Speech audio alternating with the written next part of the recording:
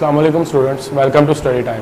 10 class science group का maths जिसका chapter number 1 है क्वाड्रेटिक इक्वेशन, और उसकी रिव्यू एक्सरसाइज हम स्टार्ट करने जा रहे हैं, जिसमें हमारे पास रिव्यू एक्सरसाइज में जो वेरी फर्स्ट क्वेश्चन है वो एमसीक्यूज है।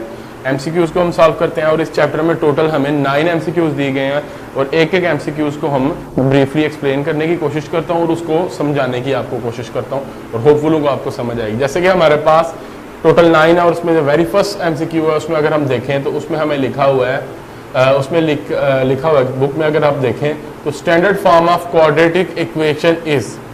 क्वाड्रेटिक इक्वेशन की जो स्टैंडर्ड फॉर्म है, मैं बारहा इस चैप्टर में जब आपको लेक्चर्स देता रहा हूं, तो जब भी इस क्वाड्रेटिक इक्वेशन की स्टैंडर्ड फॉर्म के मुताबिक अरेंज किया मैंने वैल्यूज को, तो मैंने आपको बताया कि पहले स्क्वायर वाली वैल्यूज आएंगी यानी एक्स स्क्वायर वाली वैल्यूज, फिर एक्स वाली वैल्यूज और इन दैट कांस्टेंट वैल्यू जिनके साथ कोई वेरिएबल नहीं होता। अगर फॉर एग्जांपल वाई वेरिएबल इस्तेमाल हो रहा है तो पहले वाई स्क्वायर वाली वैल्यूज, फिर वाई वाली वैल्यूज, फिर इन दैट कांस्टेंट वैल्यूज, यानी कि पहले स्क्वायर वाली टर्म्स आती हैं, फिर विदाउट स्क्वायर वाली आती हैं, फिर इन दैट विदाउट वेरिएबल वाली टर्म आती हैं। तो अगर हम देखें तो standard form of quadratic equation, इसमें ऑप्शन नंबर ए पे देखें तो b x plus c is equal to 0।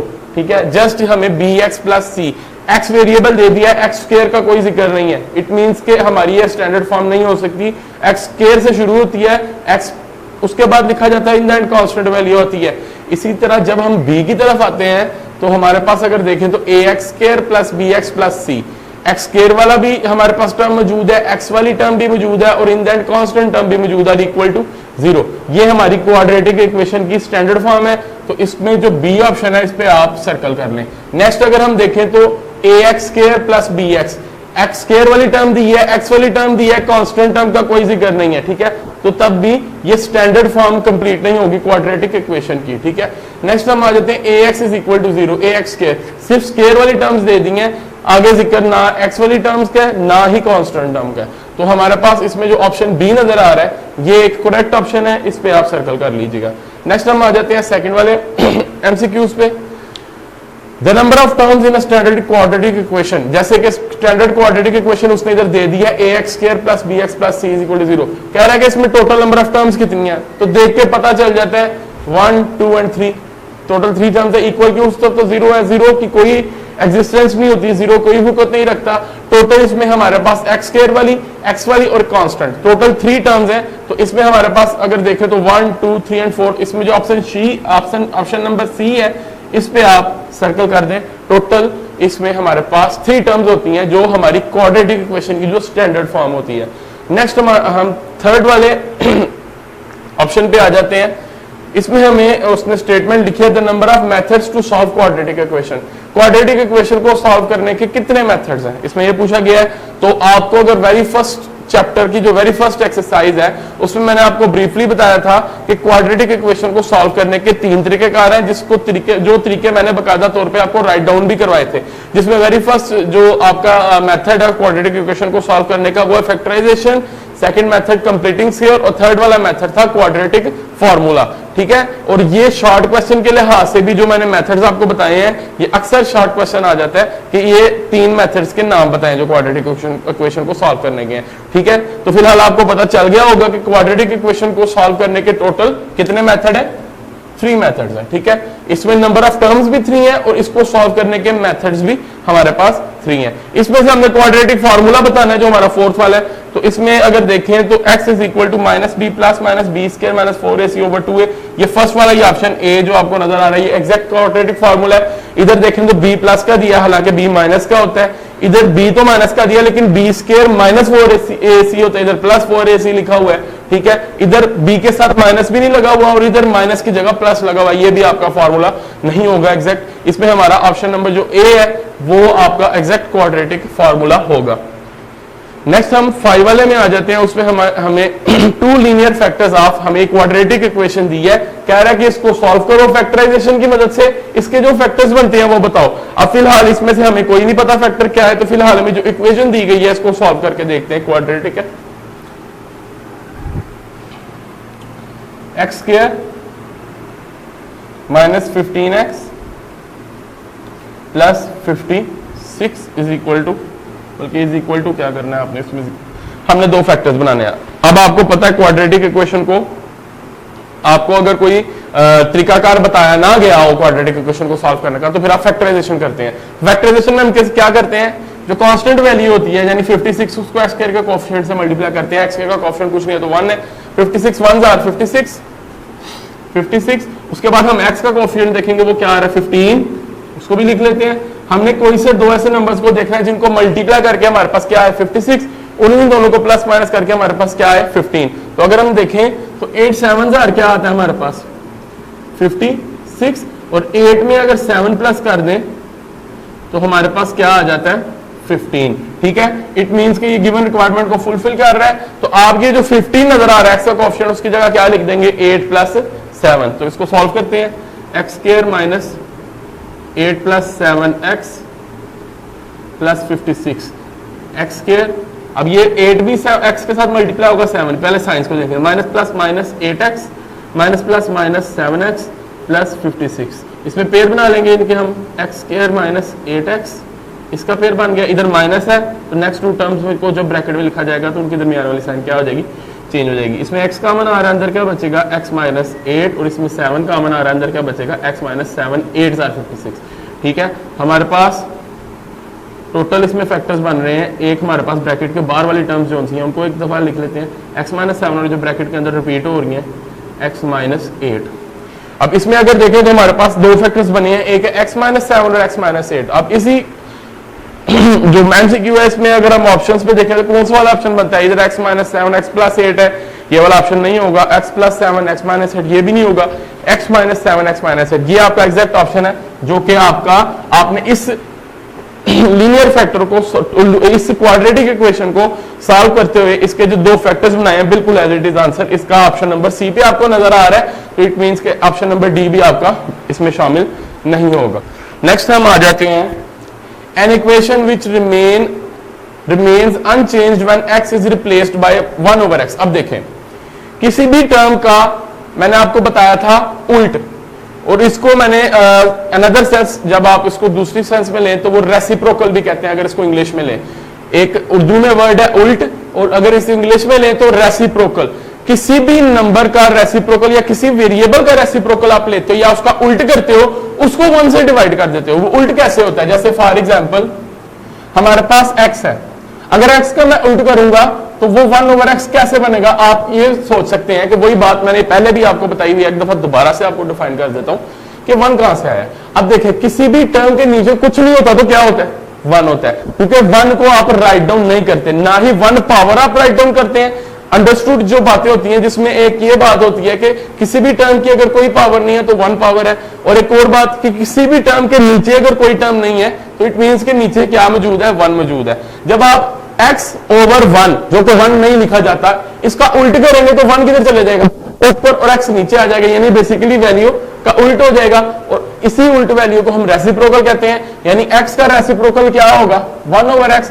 तो इसमें वही बात उसने की है कि इक्वेशन अनचेंज, इक्वेशन में कोई चेंज नहीं आएगा जब हम x को रिप्लेस कर देंगे 1 ओवर x, यानी x का हम क्या कर देंगे, उल्ट कर देंगे। तो वो कौन सी इक्वेशन होगी, जाहिर सी बात है x का रेसिप्रोकल किया आपने, तो वो कौन सी, एक्सपोनेंशियल इक्वेशन, ए उसने ऑप्शन दी है। बी रेडिकल इक्वेशन, रेडिकल भी नहीं होगी उसमें कोई, हमें अंडर रूट। रेडिकल इक्वेशन वो होती है जिसके ऊपर स्क्वायर रूट की साइन आपको नजर आ जाए, जो आपको स्क्वायर रूट के साइन के साथ इक्वेशन नजर आएगी वो आपकी रेडिकल इक्वेशन होगी। फिलहाल आपको कोई स्क्वायर रूट की साइन इसमें नजर नहीं आ रही, रेसिप्रोकल इक्वेशन, ये एक रेसिप्रोकल इक्वेशन है क्योंकि x रिप्लेस हो रहा है 1 ओवर x में, x का इसमें क्या किया जा रहा है, उल्ट किया जा रहा है, x का रेसिप्रोकल लिया जा रहा है। तो आपका सी वाला ऑप्शन इसमें रेसिप्रोकल इक्वेशन पुट होगा। नेक्स्ट हम आ जाते हैं 7th वाले ऑप्शन पे, N equation of the type 3 की पावर x प्लस 3 की पावर 2 माइनस x प्लस 6। अब देखें, 4 ऑप्शन है, exponential equation, radical equation, reciprocal equation, none. क्या इसमें आपको ओवर में किसी भी वेरिएबल का रेसिप्रोकल होता हुआ नजर आ रहा है, उल्ट होता हुआ नजर आ रहा है, नहीं नजर आ रहा तो इट मींस के रेसिप्रोकल तो नहीं है ये। क्या किसी भी वैल्यू के ऊपर स्क्वायर रूट, अंडर रूट की साइन नजर आ रही है, नहीं नजर आ रही, ठीक है, इट मींस कि ये रेडिकल भी नहीं है। जस्ट आपको वैल्यूज के ऊपर एक्सपोनेंट्स दिए हुए हैं, एक्सपोनेंट्स कहते हैं पावर्स को, यानी इक्वेशन के ऊपर आपको बेसिस दी गई है, जैसे बेस 3 है, बेस 3, इसी तरह 6 एंड पे कांस्टेंट दिया है हमें, बेसिस के ऊपर हमें पावर्स दी गई है, पावर्स को हम दूसरे लफ्ज में एक्सपोनेंट्स भी कहते हैं, ठीक है। यानी जस्ट हमें बेसिस के साथ एक्सपोनेंट्स दी है, एक कांस्टेंट टर्म दिया इक्वल के उस तरफ हमें जीरो दिया, ये एक इक्वेशन है और हमें ना तो रेडिकल साइन इसमें नजर आ रही है ना तो कोई वैल्यू उल्ट होती हुई यानी रेसिप्रोकल फॉर्म में नजर आ रही है। इट मींस कि ये जस्ट एक सिंपल एक्सपोनेंशियल इक्वेशन है, यानी जिसमें पावर्स दी गई हैं, एक्सपोनेंट्स दिए गए हैं और उनकी बेसिस मौजूद है। तो ये हमारा ऑप्शन नंबर ए पे इसमें आएगा, ठीक है। नेक्स्ट आ जाते हैं हम the solution set of equation 4x square minus 16 is equal to 0। 4x square minus 16 is equal to 0 का सॉल्यूशन सेट होगा, इसको सॉल्व करके देख लेते हैं। 4x square minus 16 is equal to 0, अगर इसको हम सॉल्व करेंगे तो माइनस 16 जब इक्वल के उस तरफ जाएगा तो किसमें कन्वर्ट हो जाएगा, प्लस 16 में। इधर हमारा रह गया 4x स्क्वायर इक्वल टू 16, 4 इधर मल्टीप्लाई हो रहा है, इधर आके डिवाइड हो जाएगा इक्वल के उस तरफ, x स्क्वायर रह गया इधर 16 over 4, 4 4s are 16, x square is equal to 4। इसी तरह x का और आप स्क्वायर खत्म करना चाहेंगे तो x दोनों तरफ स्क्वायर रूट लेंगे, x स्क्वायर का स्क्वायर रूट से इधर से 4 का स्क्वायर रूट, स्क्वायर रूट से गया x इज इक्वल टू 4 किसका स्क्वायर है, 2 का स्क्वायर है, स्क्वायर रूट से गया x is equal two plus minus 2। जब भी स्क्वायर रूट आप टोटली सॉल्व करते हो तो जो आंसर आता है वो दो रूट्स के साथ आता है, स्क्वायर रूट्स, उसमें एक प्लस का होता है और एक माइनस का होता है। अब चूंकि बात उसने किसकी की है, सोल्यूशन सेट, जो सेट होता है वो हमेशा करली ब्रैकेट्स में लिखा जाता है। तो आपका ये जो है सोल्यूशन सेट, उसको जब आप लिखेंगे सोल्यूशन सेट की शक्ल में, इसको मैं लाता से लिख देता हूं, सोल्यूशन सेट जो आएगा वो आएगा आपका प्लस माइनस 2, ठीक है। अब इसमें ऑप्शन नंबर ए है प्लस माइनस 4, आंसर नहीं है आपका, ना ही आपका 4 आंसर आया है, आपका सी ऑप्शन है प्लस माइनस 2। हालांकि डी पे प्लस माइनस 2 दिया है लेकिन सोल्यूशन सेट की बात कर रहा है। जब सेट होगा तो सेट हमेशा करली ब्रैकेट्स में इनक्लोज होता है, उसके गिर्द करली ब्रैकेट्स लगती हैं। प्लस माइनस 2 ऑप्शन आपका आंसर बेशक ये आया है लेकिन सोल्यूशन सेट की बात कर रहा है तो उसके गिर्द करली ब्रैकेट्स होंगी तो तब वो सोल्यूशन सेट की शक्ल इख्तियार करेगा, जो कि ऑप्शन नंबर आपको सी पे नजर आ रहा है। नेक्स्ट हमारे पास लास्ट इक्वेशन है, लास्ट इसका एमसीक्यू है, उसको सॉल्व करते हैं। N equation of the form, हमें ये इक्वेशन दी गई है, इज कॉल्ड एन, कौन सी इक्वेशन है, रेसिप्रोकल इक्वेशन है, रेडिकल इक्वेशन है, एक्सपोनेंशियल इक्वेशन है, या कोई भी इनमें से नहीं है, ठीक है। इसको एक दफा राइट डाउन कर लेते हैं, इधर नीचे कर लेते हैं। 2x की पावर 4 माइनस 3x की power cube plus 7x square minus 3x plus 2 is equal to 0। अब अगर देखें तो हमारे पास बिल्कुल एज इट इज इसी तरह के आपने क्वेश्चंस किए हैं। 1.3 के आपका अगर देखें तो 10 वाला और 11 वाला क्वेश्चन है, 1.3 का 10 वाला और 11 वाला क्वेश्चन है। अगर आपने वो किया हुआ है तो आपको समझ आ गई होगी बेसिकली इन चारों में से वो कौन सी इक्वेशन दी गई है।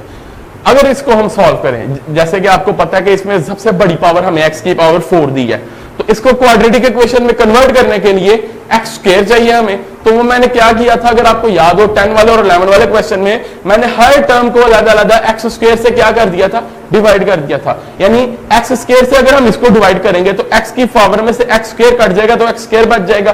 तो इसको स्क्वायर करने के लिए x स्क्वायर से मैंने डिवाइड किया था। जब इसको x स्क्वायर से डिवाइड करना है तो इक्वेशन को इक्वल रखने के लिए तमाम टर्म्स को x स्क्वायर से डिवाइड करना पड़ेगा, ठीक है। अगर मैं x स्क्वायर से डिवाइड करता हूं सबको, 2x की power 4 over x square minus 3x cube over x square plus 7x square over x square minus 3x over x square plus 2 is equal to 0।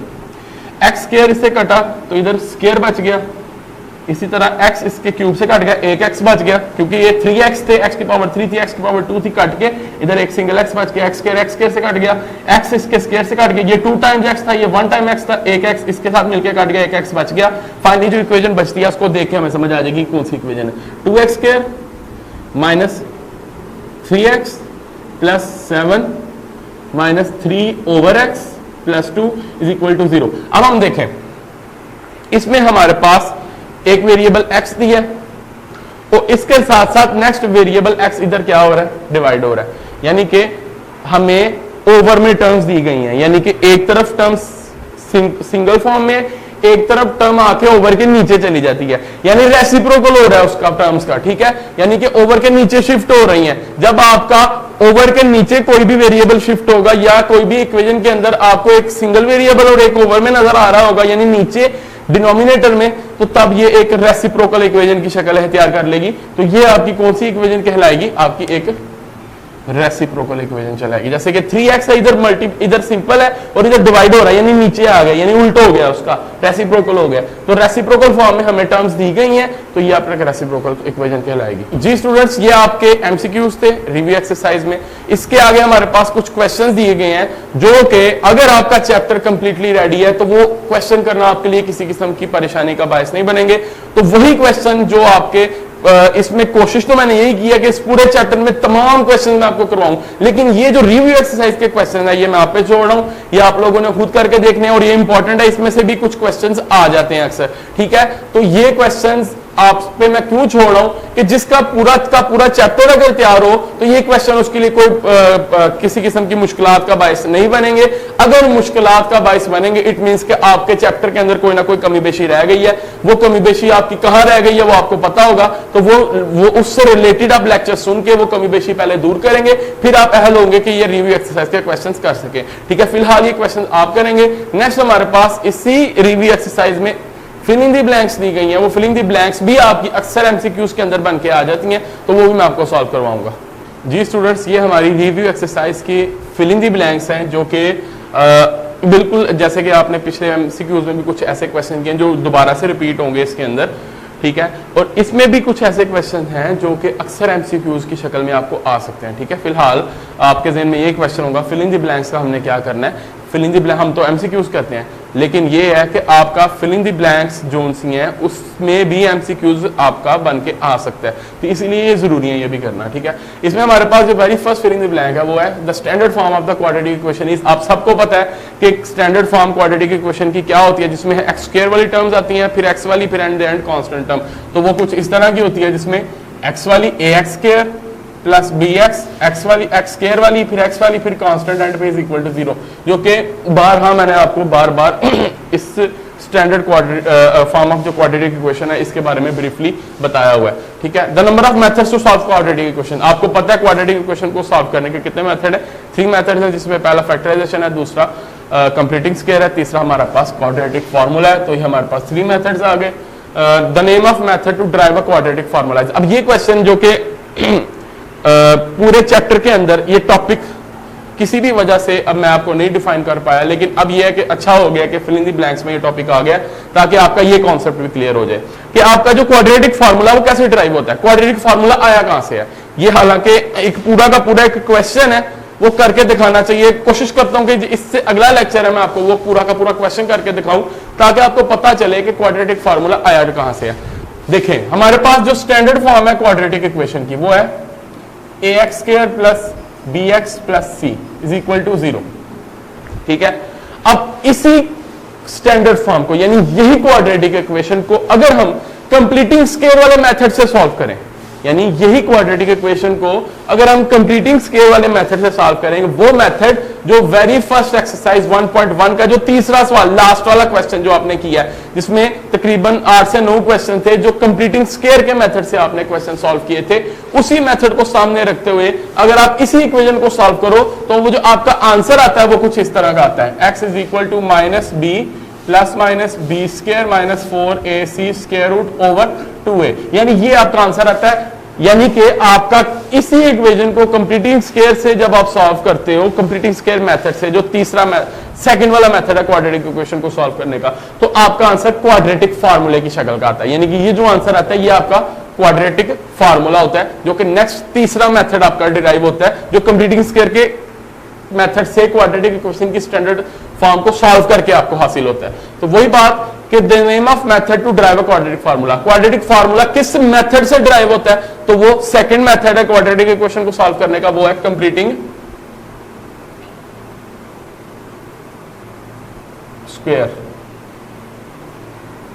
Next हमारे पास the solution set of the equation ax square plus bx plus c। ax square plus bx plus c को अगर हम solve करते हैं, वही बात completing square की मदद से सॉल्व करते हैं, तो फाइनली आपके पास जो आंसर आता है, जो सॉल्यूशन सेट आता है, वो किस शक्ल का होता है? इस शक्ल का होता है, यानी वो क्वाड्रेटिक फार्मूला ही आपका आंसर आता है, इसके अलावा आपका आंसर कोई नहीं आता। यानी इस इक्वेशन को अगर आप सॉल्व करते हो, तो जब भी आप ये वाली इक्वेशन वही ऊपर दी हुई, ये इक्वेशन को अगर आप सॉल्व करोगे तो जो आंसर आएगा, ये सॉल्यूशन आपका आएगा, वो आपका क्वाड्रेटिक फार्मूला होगा। x is equal to minus b plus minus b square minus 4ac square root over 2a, यही आंसर आपका आएगा। यानी इस इक्वेशन को अगर आप सॉल्व करते हो Majeed, the solution set of 25x square minus 1 is equal to 0, अगर इसको हम सॉल्व करें तो आता है 25x square minus 1 is equal to 0। x की वैल्यू फाइंड करनी है, -1 जब इक्वल के उस तरह जाएगा तो +1 में कन्वर्ट हो जाएगा, 25x स्क्वायर इक्वल टू 1। 25 इधर मल्टीप्लाई हो रहा है, इधर आके क्या हो जाएगा डिवाइड 1/25। x का स्क्वायर खत्म करना है तो दोनों तरफ स्क्वायर रूट लेंगे, 1/25 का भी स्क्वायर रूट लेंगे, ये स्क्वायर रूट से गया, x इज इक्वल टू 1 का स्क्वायर रूट 1 ही होता है, 1 एज इट इज वैसे ही आ गया, और 25 किसका स्क्वायर है, 5 का स्क्वायर है, इसके ऊपर स्क्वायर रूट अभी मौजूद है। x is equal two plus minus, ये भी स्क्वायर रूट से गया 1/5, सिंपली हमारे पास आ जाएगा। सॉल्यूशन सेट की बात कर रहे हैं तो plus minus 1/5 is enclosed within a curly brackets, ठीक है। तो ये हमारे पास 25x square minus 1 is equal to 0, इसका आंसर हमारे पास क्या आया, सॉल्यूशन सेट हमारे पास क्या आया इसका, प्लस माइनस 1/5 अंडर रूट। जी students, an equation of the form 2 की पावर 2x माइनस 3 डॉट 2 की पावर x प्लस 5, अगर देखें तो ना तो इसके ऊपर रेडिकल साइन है, ना तो स्क्वायर रूट की साइन आपको नजर आ रही है, और ना ही किसी भी वेरिएबल, कोई भी वेरिएबल रेसिप्रोकल फॉर्म में नजर आ रहा है, यानी कोई भी वेरिएबल उल्ट होता हुआ नजर आ रहा है, या ओवर के नीचे आपको नजर आ रहा हो डिवाइड होता हुआ। तो यानी कि ना तो ये रेडिकल फॉर्म है, ना तो ये उसको कहें हम रेसिप्रोकल फॉर्म में नजर आ रहे हैं। रेसिप्रोकल फॉर्म वही होगी ना जिसमें वेरिएबल्स आपस में वेरिएबल्स का उल्ट होता हुआ नजर आएगा। तो ये सिंपली आपको बेस दी गई है, पावर्स दी गई हैं, तो ये जस्ट एक्सपोनेंट्स ऊपर दिए गए हैं और हमें बेस दी गई है, इस पे मुश्तमिल एक इक्वेशन है। तो ये आपकी कौन सी इक्वेशन होगी, एक्सपोनेंशियल इक्वेशन होगी, एक्सपोनेंशियल इक्वेशन, ठीक है। आगे the solution set of the equation, अब इसको हमने सॉल्व करना है, इसका सॉल्यूशन सेट लेके आना है। X square minus 9 is equal to 0, x square इधर ही रहेगा, -9 जब इक्वल के उस तरह जाएगा +9। एक्स का स्क्वायर खत्म करने के लिए दोनों तरफ स्क्वायर रूट लेंगे, तो हमारे पास स्क्वायर रूट से गया, x इज इक्वल टू 9 किसका स्क्वायर है, 3 का स्क्वायर है, स्क्वायर रूट से गया। स्क्वायर जब सॉल्व होता है, स्क्वायर रूट जब टोटली सॉल्व होता है किसी भी रियल नंबर के साथ, उसके साथ हमारे पास दो साइंस आती हैं, वो है प्लस माइनस, क्योंकि सॉल्यूशन सेट की बात कर रहा है तो +-3 सेट की शक्ल में लिखेंगे, उसमें करली ब्रैकेट में इनक्लोज कर देंगे, तो हमारे पास इसका आंसर आ रहा है +-3 with in a curly brackets, ठीक है। अब next N equation of the form x की 4 + x³ + x² + x - +1, बिल्कुल एज इट इज आपका जो लास्ट वाला MCQ था जो आपने सॉल्व किया था, उसमें उसी तरह x की 4 हमें पावर दी थी सबसे बड़ी, उसको आपने x की 4 को x² में कन्वर्ट करने के लिए x² से सबको डिवाइड किया था। जब x² से सबको डिवाइड करेंगे तो ऑटोमेटिकली हमें कुछ वेरिएबल्स डिवाइड होते हुए नजर आएंगे, ओवर के नीचे नजर आएंगे। ओवर के नीचे अगर वेरिएबल आते हैं इट मींस कि वो उस वेरिएबल का रेसिप्रोकल हो गया, यानी उल्ट हो गया। तो ये जो इस फॉर्म की इक्वेशन होगी तो वो आपकी कौन सी इक्वेशन कहलाएगी, रेसिप्रोकल। जिसको नहीं समझ आई वो एक दफा लास्ट वाले MCQs को देख ले, ठीक है, MCQs को टॉपिक को। A root of an equation which does not satisfy the equation is called, अब देखिए आपके अगर x का जो आंसर आता है, ठीक है, यानी कि बेसिकली आप जब भी किसी भी क्वाड्रेटिक इक्वेशन को सॉल्व करते हो तो उसके हमारे पास x के दो आंसर्स आते हैं, दो रूट्स, उनको आंसर्स भी कह सकते हैं, उसको हमें रूट्स भी कह सकते हैं, ठीक है। तो आपके वो रूट्स जो इक्वेशन को सेटिस्फाई नहीं करते, वो कैसे पता चलता है आपको, जब आप उन्हीं आंसर्स को, उन्हीं रूट्स को चेक करते हो। 1.4 में आपने बड़ा ब्रीफली चेक करना सीखा है कि आप गिवन आंसर्स, जो गिवन रूट्स होते हैं, जो आंसर की शक्ल में आप लेके आते हो सॉल्व करने के बाद, उनको आप जब क्वेश्चन के अंदर पुट करके चेक करते हो तो जो दोनों साइड्स इक्वल जिनकी वजह से आती हैं वो आपका सॉल्यूशन सेट में शामिल होता है, यानी वो गिवन इक्वेशन को सेटिस्फाई कर रहा होता है। लेकिन अगर आपका गिवन रूट क्वेश्चन में पुट करने के बाद दोनों साइड्स इक्वल नहीं आती तो आपका वो एक्सट्रानियस रूट कहलाता है, क्योंकि वो गिवन इक्वेशन को सेटिस्फाई नहीं कर रहा होता। तो ऐसा रूट जो which do not satisfy the equation, जो इक्वेशन को सेटिस्फाई नहीं करे, तो वो कौन सा रूट कहलाता है, एक्सट्रानियस रूट कहलाता है। और ये 1.4 में बड़ा ब्रीफली बताया, जिसने 1.4 देखी है उसके लिए ये किसी किस्म की प्रॉब्लम का बायस नहीं बनेगा। नेक्स्ट हमारे पास लास्ट फिलिंग द ब्लैंक्स है, N equation involving impression of the variable under dash is called radical equation. Radical equation वही होती है जिसमें एक्सप्रेशंस के ऊपर स्क्वायर रूट की साइन हो, ठीक है। तो जो भी वेरिएबल्स हैं इसमें अगर अंडर स्क्वायर रूट या अगर अंडर रेडिकल साइन भी कह सकते हैं, अंडर स्क्वायर रूट भी कह सकते हैं, तो इसमें वो जो इक्वेशन होगी वो रेडिकल इक्वेशन कहलाएगी। तो इधर ब्लैंक में आप स्क्वायर रूट भी लिख सकते हैं, आप इसमें रेडिकल साइन भी लिख सकते हैं, यानी टोटल बनेगा इसमें an equation involving impression of the variable under radical sign. कोई भी इक्वेशन स्क्वायर रूट के अंदर आपको नजर आती है, यानी रेडिकल साइन, स्क्वायर रूट को रेडिकल साइन भी कहते हैं, रेडिकल साइन के अंदर नजर आती है तो वो इज कॉल्ड रेडिकल इक्वेशन, वो आपकी एक रेडिकल इक्वेशन कहलाती है। जी स्टूडेंट्स, ये आपकी चैप्टर नंबर 1 की रिव्यू एक्सरसाइज थी जिसमें एमसीक्यूज आपको करवाए गए हैं और आपको इसी चैप्टर की फिल इन द ब्लैंक्स करवाई गई हैं और इसके बीच में जो कुछ क्वेश्चन है वो आप पे छोड़े गए हैं, वो आप खुद करेंगे, ठीक है। नेक्स्ट इंशाल्लाह कमिंग लेक्चर में हम चैप्टर नंबर 2 का बकायदा तौर पे आगाज करेंगे। फाइनली आपका चैप्टर नंबर 1 मुकम्मल हो चुका है, ठीक है। तब तक के लिए अल्लाह हाफिज।